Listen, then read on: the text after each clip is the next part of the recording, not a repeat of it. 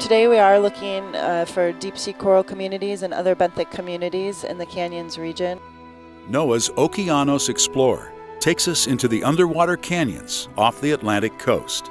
As fishing is moving into deeper waters, as potential hydrocarbon exploration and extraction, as well as mining activities move into deeper waters, it's really important to understand, first and foremost, where these coral communities are. And this is an important region here in the canyons.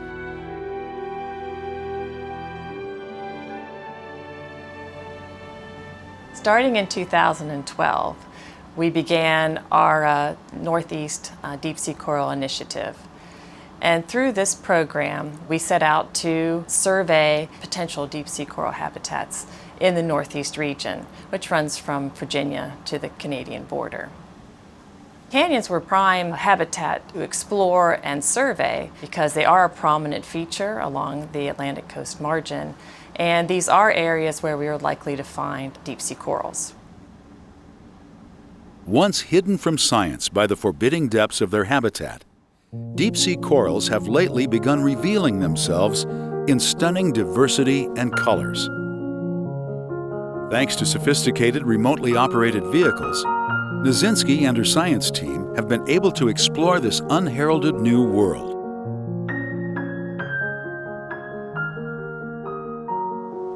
It's amazing to be able to see these animals and habitats firsthand, and knowing that you're probably the first one who's ever seen it. You've never seen what color pattern it has. You haven't seen how it interacts with other organisms, and you haven't seen, the habitat that it actually lives in.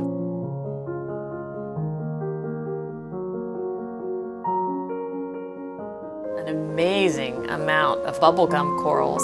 There's 3 different color morphs that we see. Many of these colonies were meters tall. Deep sea corals are long-lived organisms, and they are vulnerable to disturbance.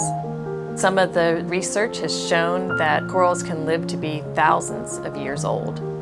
That's one of the reasons why there is a concern about these habitats, because if they are disturbed, we're not sure how long it would take for them to recover.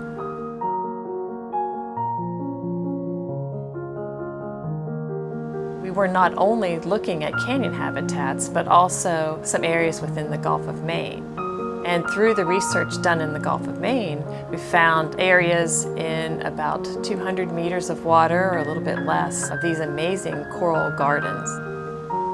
Areas that had large coral colonies and abundant coral colonies that we hadn't known that they were there. So we're still finding things in even shallower water. So not all discoveries are in these deep, dark places. Some are a lot closer to shore than we had previously thought.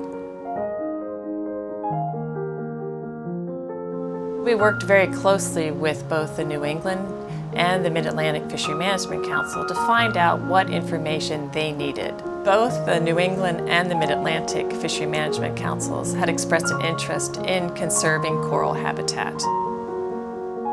Nizinski's deep-sea explorations are providing a window into a once-hidden world of life, and with them a new ecological foundation on which every ocean plan depends.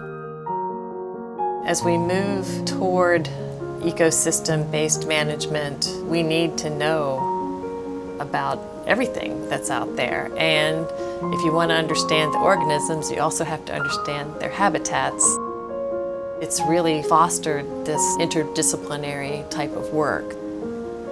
We learn a lot more by working with the physical oceanographers and the geologists, and sort of go outside of your comfort zone and bring in a variety of experts. By doing so, then we have a much better idea of what characterizes that habitat and why particular things are found where they are. That gives us better information to make sure that we keep a healthy ocean.